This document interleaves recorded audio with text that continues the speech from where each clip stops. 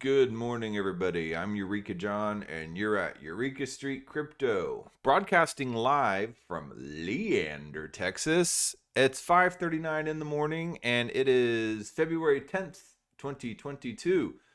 Yep, this is my morning video blog, aka Brain Dump, and this is where I talk about everything that I learn in crypto publicly.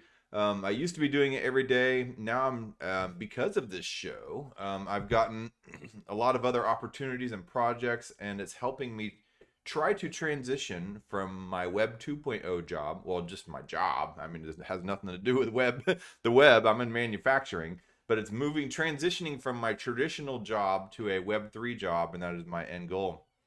I got family, wife, kids, and stuff like that, bills I got to pay, mortgage, and all that stuff. So I can't just just cold turkey quit my traditional job. And it is an addiction. The safety and security is an addiction that we all become accustomed to, and we live our lives in a lot of misery because we feel like we have to achieve these goals of safety and security in order to be happy in life, when in reality we may be driving ourselves into complete misery.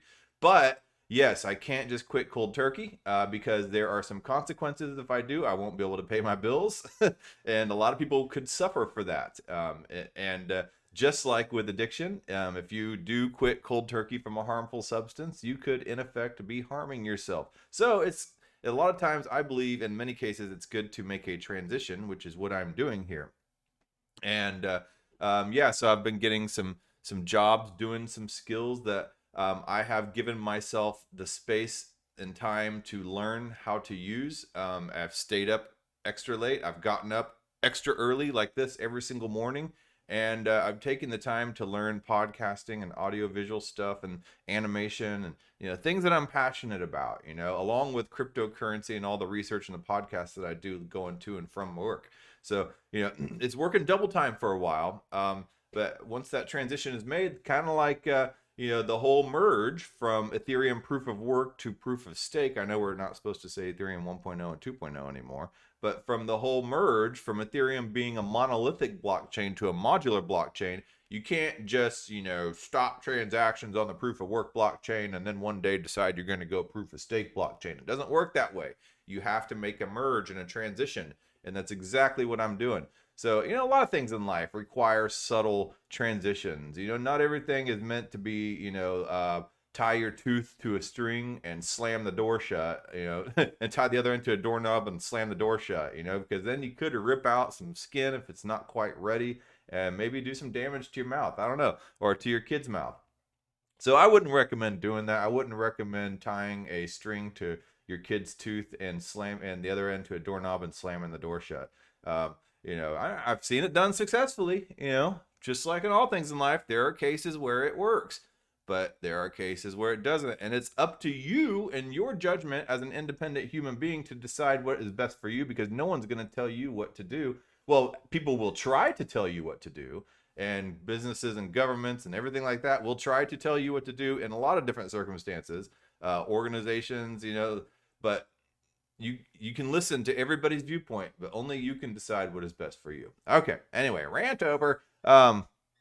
Let's look at the prices here. Everything is in the green. It's a beautiful green day. I wonder if the band Green Day and named themselves after stock market, after the stock market. I highly doubt it, but there's a possibility. I started listening to Green Day. The first time I heard it was when I was 17 years old, and I went on a trip I lived in Houston, and went on a trip to New Orleans with my girlfriend at the time, and I heard Green Day for the first time, and Weezer, the sweater song. This was, I guess, back in 1993. Yeah, and I just thought both those sounds were just like, blew my mind. I loved it.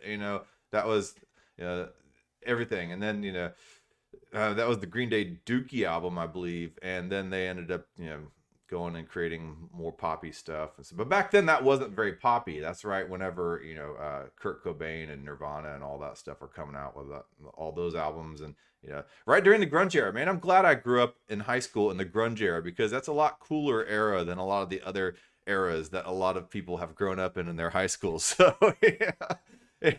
Yeah, I wore flannels, dude. Like I wanted to grow, some facial hair back then, but I couldn't. Anyway, I digress. So Bitcoin's at $44,877.87, up 21.3%.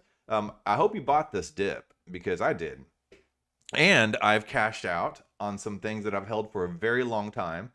So don't forget to take your profits, folks, because um, yeah, it's people say I'm gonna hold on for life. Like I'm never gonna cash out. Then what's the point of that? I mean, like, yeah, I love this technology, and I love watching Web3 grow, blockchain technology grow, and everything like that. Um, and I'm one of those people too that really takes pride in being a first early adopter, and to like I don't even have to be paid a lot of times. Like I was that way with I'm still that way, or I was that way with music. I'm too old. I don't keep up with the new bands now, but I was that way with music too. I wanted to be the first person to discover some new band that was going to blow up, and it's just like this whole like feeling of satisfaction from that people that you can derive from that. And that's kind of how it is now with cryptocurrency.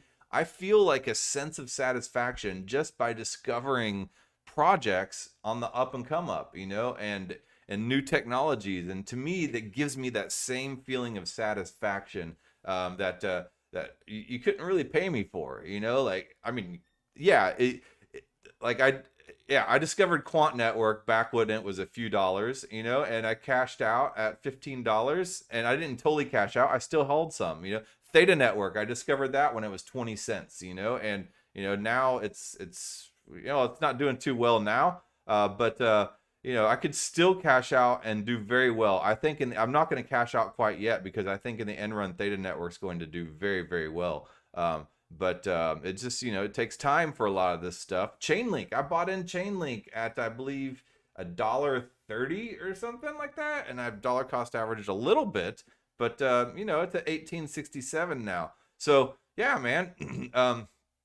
it's being this first mover that kind of gives me something that you can't really um, buy in a way, this satisfaction. Crypto.com is another one. It is popular and as mainstream as that is. Think about how many advertisements this weekend for Super Bowl weekend that Crypto.com is going to have, most likely, and crypto in general, for Super Bowl weekend, and how many people that is going to reach. And I know it annoys everybody else in the rest of the world that the Super Bowl, champions call themselves the world champions because, as Americans, yeah, it's the world champions, right? Yeah. Anyway, so sure, Major League Baseball world champions. Yeah, we are the world champions. So I jest. Okay. All right. So crypto.com's up 30.8%. I still wanted to find Theta. Where'd you go, Theta? Did you get knocked down that far? Let's see here. Yeah, Theta Network is up to 366, up 32.1%. Okay. So anyway, Ethereum is sitting pretty well at 3,256 cents, up 21.1%. So yeah. Anyway, whatever. I want to get off the prices. I want to talk a little bit about a lot of stuff I've been doing, which is formerly the Taoists, and we've had a name change recently, and I'm involved in three DAOs pretty much, and that's where I spend most of my time. And if you don't know what DAOs are, they're decentralized autonomous organizations, and yeah, they're basically organizations that try to focus their treasury and their decision making and their decision tree around a code base. And you vote on policies, you vote on procedures, and you put all that, and you pay everybody out of the treasury using decentralized payment devices like Coordinape and stuff like that. And you fundraise a lot of times through decentralized applications as well. So anyway, the Taoists, formerly the Taoists, now we've changed it to DAO Planet. Yeah, so let me go to the Taoist.xyz website. This has not had a chance to be updated, but this is what it is. Unlock your potential within decentralized autonomous organizations. And I'm going to kind of shill today, if that's okay. Yes, I do shill stuff that I like. It's my show. Why not? Like I'll talk about stuff I like.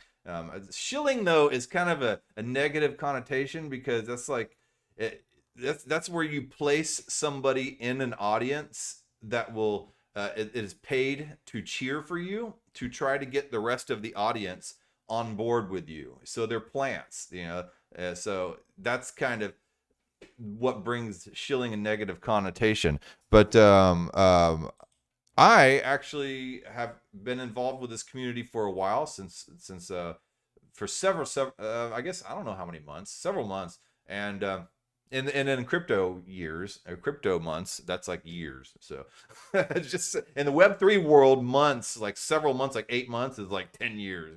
I don't know, but I've been involved with this. It's now DAO Planet. We're making up new logos and graphics and all that stuff right now.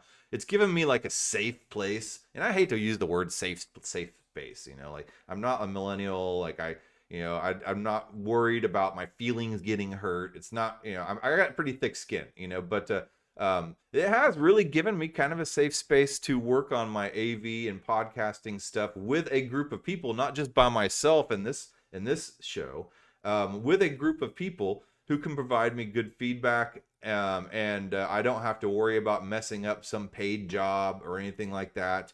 I can just contribute, and I've helped form their podcast. So there's now 5 episodes up on their podcast, and I'm working on a 6th one right now.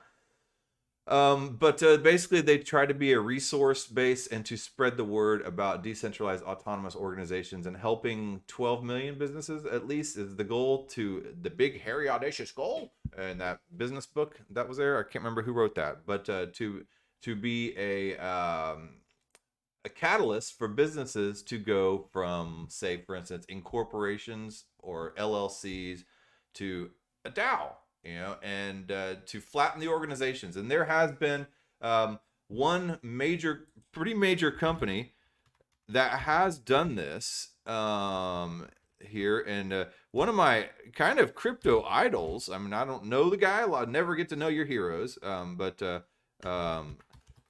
hold on, let me see, I have to find it.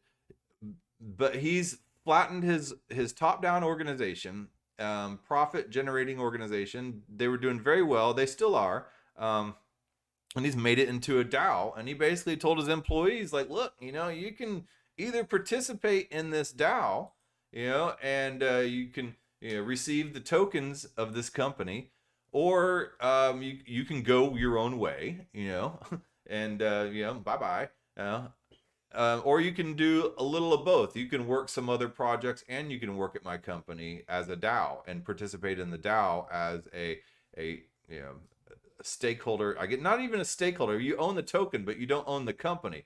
But if the company is distributed evenly in a horizontal organization, so here it is, Shapeshift Decentralized. So it's the Shapeshift Exchange, an unprecedented move by the veteran crypto leaders. So Shapeshift Exchange was one of the first companies to fully just go, be like, screw it, man, I'm going full DAO. Like he just kind of threw his hat to the wind, and he's going with it. The whole Web3 experience, and this is a very large crypto exchange. This is not something super small and dinky. But yeah, these guys have gone full DAO, and everybody gets to vote on the policies. Everybody gets, it's anyway, look into it. I want to get back to DAO Planet. So DAO Planet, somebody in one of the, we have town halls and open Daoists hour and stuff like that, and luncheon DAO, and we do this about 3 times a week, and I jump into all those meetings, and you can go join their Discord and stuff.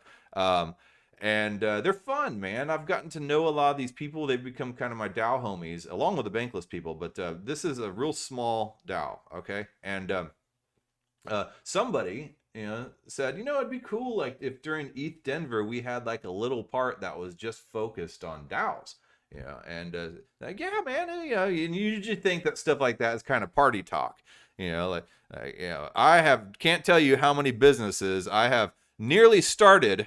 And I swear on Monday, after that Saturday party, that we were going to jump in and start a business and everything like that. And we said things like that drunk or whatever, you know.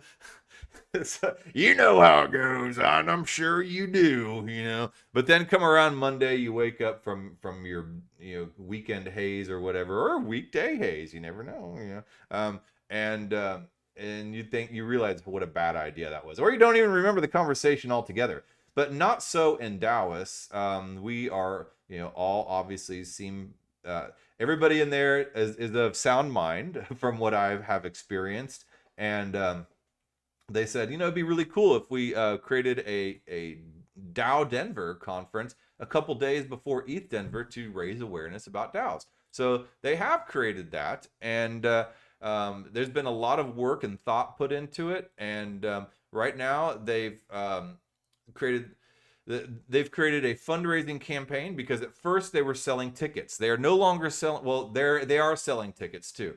But in order to kind of, I guess, jump on board with more of the ethos of ETH Denver, they are having a fundraiser to try to raise the money to pay for this event, and then they will give back the money, or much money as they are able to, if they don't meet their goals, back to the people who bought the tickets. And then any overage as well would go to the token holders, because they were able to tokenize the DAO using a juice box fundraiser campaign. And I talked about this briefly in the last episode. They have a lot of really good speakers. I think it's going to be really fun. It's going to be at the Temple Bar in Denver. Looking forward to it. I'm going to be driving up there starting Sunday morning. It takes 13 hours, so I'll get there Sunday night, and I'll be ready to go with setup and load in and everything like that Monday. And then Tuesday it's on, starting at 7 in the morning. I think the conference starts around 9. So as you can see here, the partner DAOs and the featured speakers looks really good.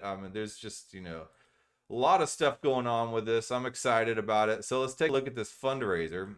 They did it on Juicebox, and I briefly glossed over this a couple days ago. So sorry if I'm kind of repeating this episode again, but I wanted to talk a little more about it as it gets closer, because I'm excited. This is like my first crypto conference, and I'm actually getting to participate in this and not just be a spectator. So this is going to be a pretty fun. And then after this is done on Tuesday and Wednesday, I'm going to go to next door, or wherever it is. It's in the same downtown area, to ETH Denver.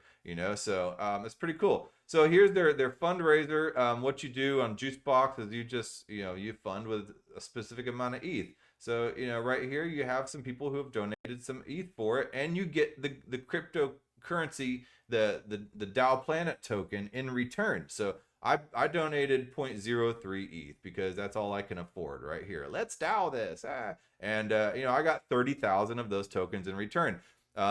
I believe that this DAO will provide value to the space, and I believe that I'll be seeing some fruitful returns in the future because of that. But that's not why I'm participating in this. Like I said, I'm participating in this because this DAO has given me a safe place to be able to test out these skills that I'm trying to learn, so I can go full Web3 career and move away from the manufacturing space. So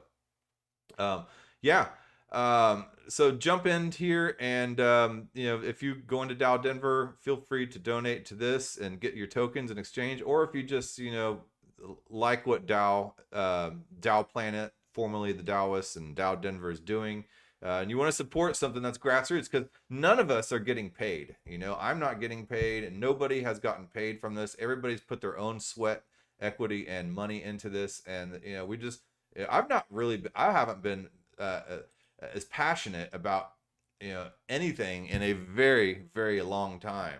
So it's cool. It says we're raising funds to make DAO Denver free to all ETH Denver attendees. Cool. DAOplanet.org, previously Daoist.xyz, is hosting DAO Denver on February 15th and 16th as part of ETH Denver's Biddle Week. That's the just like the HODL, basically meaning hold. They say biddle basically mean to build on a project out of your own sweat equity because you believe in it and are passionate about it. And so ETH Denver is having the Biddle Week. So when the goal is reached, $250,000, DAO Denver is free, with ticket holders offered refunds. Risk-free purchases now guarantees entry. If a goal is not met, all funds still go to reducing attendee costs. Excess funds go to DAO Planet efforts, helping people and organizations unlock their potential within decentralized autonomous organizations. DAO Planet's vision is greater representation for individuals within communities, organizations, businesses, and the entire world, achieved through the integration and proliferation of DAO principles and Web3 tools. DAO Planet tokens are for governance and utility within its community. So yeah, so cool. Yeah, I'm stoked about that. So if you're there, find me. I'll be at Temple Bar on Tuesday and Wednesday, and then I'll be walking around. I'm gonna have like an 8-track recorder or a recording device, and be interviewing people on the scene, at ETH Denver and DAO Denver. So look out for me. I want to try to ask like a bunch of different people the same questions, and try to put together a little video or an audio recording about try to see what people understand about DAOs. And I'm sure it'll be kind of biased because most people there are there because they know about DAOs. But yeah. Oh man, but I like that type of stuff, man. It's been a while since I have, and it's like, reignited kind of just this fire, and it's nice to see. Let's see here. What else do we have? I pretty much blew the entire episode just talking about DAO Denver. Oh, I need to follow DAO Denver. I don't even follow DAO Denver, and I don't follow Juicebox Protocol. So go follow DAO Denver and go follow Juicebox Protocol. Griff Green is going to be a speaker there. He's one of the donors right there. Or yeah, no, I don't want to unfollow. Yeah. So yeah, that's pretty rad. I mean, yeah. And let's see here. Yeah, so I don't know. I don't really have much else to say. I've spent this entire episode shilling, so I apologize for that. And I think shilling in a good way. It is what it is. I'll see you in Denver, and I'll be driving up in my little blue Subaru. If anybody wants to go skate at the skate park, I'm totally down to skate some Denver skate parks, man. So any skateboarders out there wanna hit me up? Let's go skate, man. I'm not going to be doing handrails or anything, but I'll skate a bowl with you. Yeah. So, all right. Yeah, I don't really have any more. I wanted to get in to talk about some volitions and what they are and get technical. And then I wanted to talk some about this whole, the Leo token and Bitfinex, and then the 2 hackers that got arrested for it. And the woman behind, or allegedly behind this hacking that happened in 2016 of the Bitfinex exchange. And she's a female rapper, a writer, and everything like that. And she basically makes kind of an ass out of herself, which, there's nothing wrong with that. I do that daily, here on this show. But the difference is, she either bought some stolen Bitcoin or she was one of the hackers. And that Bitcoin is now worth $3.6 billion. Well, her and her husband got busted. And I love that type of story. I'm all about, the juicy criminal drama. I think it's fun and interesting and stuff like that. And you can learn from it. So they now got confiscated back. And it's going to be given back. It's in the Fed's hands right now. $3.6 billion worth of Bitcoin. We'll see how much the Fed is like, yeah, we're just going to go ahead and skim, this and that, and kind of load their own bags. Yeah, I don't know how that work. So, all right. Yeah, I'll talk about that probably tomorrow. Yeah, I love a good, juicy crime story, especially when it's crypto crime. All right, man. Well, I will talk to you guys tomorrow.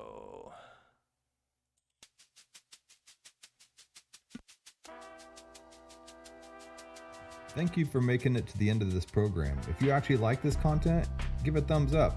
And if you want to hear more, just hit the subscribe button. I'm available on YouTube, Odyssey, and BitChute, and on all the major podcasting platforms in audio version. Spotify specifically. If you would like to follow and leave a review, that would help a lot. I am also available on Twitter at EurekaJohn1. That's EUREKA John, JOHN, and the number 1. My DMs are always open. Feel free to shoot me a message. Thanks again.